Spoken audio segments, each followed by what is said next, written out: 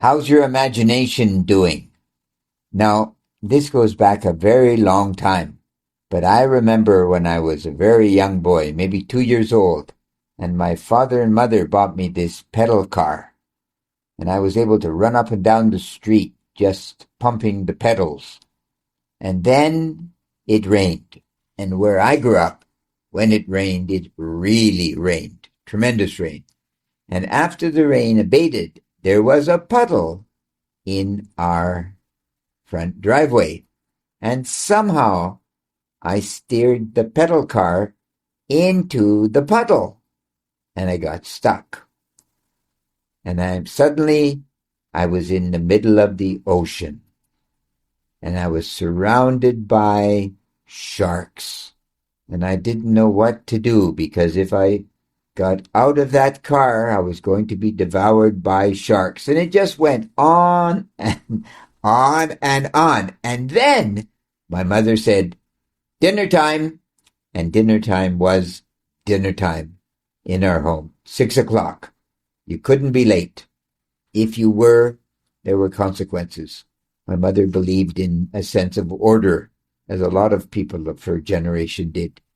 Religion, cleanliness, and order in the home. So that particular day, I had to park my imagination and get out of my little pedal car. And of course, there obviously were no sharks because the water was not even 2 centimeters deep.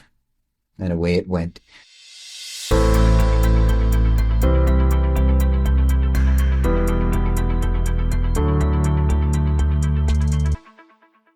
So I'd like you to try an experiment in the next week or so. I would like you to embark on an imagination adventure. Now, what do I mean? Another example. The other day, I was in a major shopping center, food center, buying food. And I had the shopping cart. And suddenly I decided I wasn't in the food store. I was in a sports arena and I was racing my car. And I took my shopping cart and I, rather leisurely, but in my mind, of course, racing through the aisles, racing up the stairs. And you know what? I won. I was in first place. Wow, what a race. And the audience clapped and clapped. It's an amazing phenomenon how we won this race. So what you're going to do is you're going to embark on your own imagination adventure, whatever it is. You can be a pirate sailing over the open sea, or perhaps you want to be a spy, that you're trying to discover some secrets and no one knows, or perhaps you're an alien who has just arrived from Mars and no one knows who you are.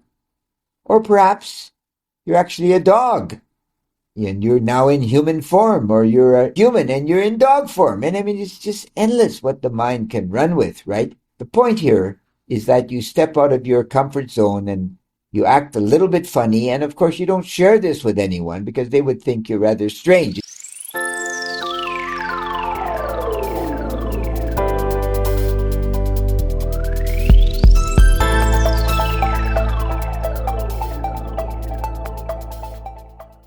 It even sounds strange to relate it, to be honest, but it stimulates your imagination because they say going to school, when we're young and we go to school, this is our most imaginative time. We have reports to do, we have new friendships to make, maybe we have a love affair that will start, etc., right? But once we leave that environment, we get, of course, a job. Usually, even though unemployment rates are very high amongst young people under the age of 25, still, most of us eventually will get a job. And once we get a job, we'll realize, oh my God, this is the worst thing I have ever done in my life. If someone told me this when I was 16 years old and I was just coming close to finishing high school, I would never have proceeded in this way. I hate what I do. And Studies have shown that this is the truth now. Many people extremely disappointed, extremely sad, everyone asking, what is possibly going on? So what am I to do? What can I possibly do? Well, the answer is, I don't allow myself to get caught up in the nonsense, right? At all.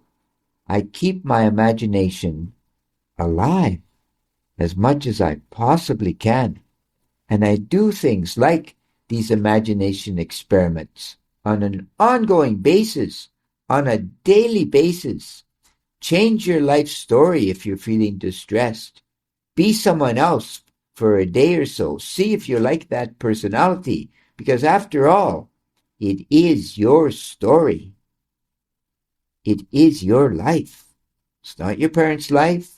It's not your siblings' life. It's not your children's life. Eventually, it's your life. And you have to find a way.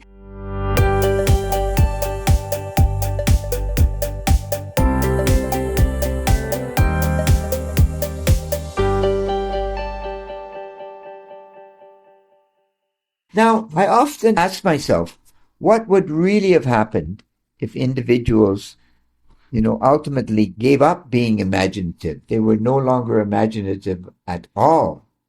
We would get really bland, wouldn't we? And if you look at some of the bureaucratic functions that actually occur, if you go into a bank, for instance, or perhaps you go into a government office or any type of large corporation, people are not inventive. They are tired. And they actually say, the BBC did a study that after 20 years of somewhat repetitive action, the mind actually has lost or loses its imaginative qualities. Period. They're gone. And perhaps they're gone forever. That's a startling thing. It's like a horrible addiction to something that's slowly poisoning you. And in this case, it's called work. And work, why work? Work leads to money and, of course, freedom. But it doesn't, of course. That's another lie that circulates. A job will never make you free. Perhaps being a painter in Paris will make you free, and you won't have any money, but you will probably be freer than if you're in a job working in some bank in New York City, So you think this to yourself, deathly serious, our imagination, because imagination creates stimulation, and stimulation gives us ultimately hope. And you know what they say? If you want to be imaginative in your life, you're going to need critical thinking. And of course, critical thinking is great, truly great. You take care. God bless. Bye-bye.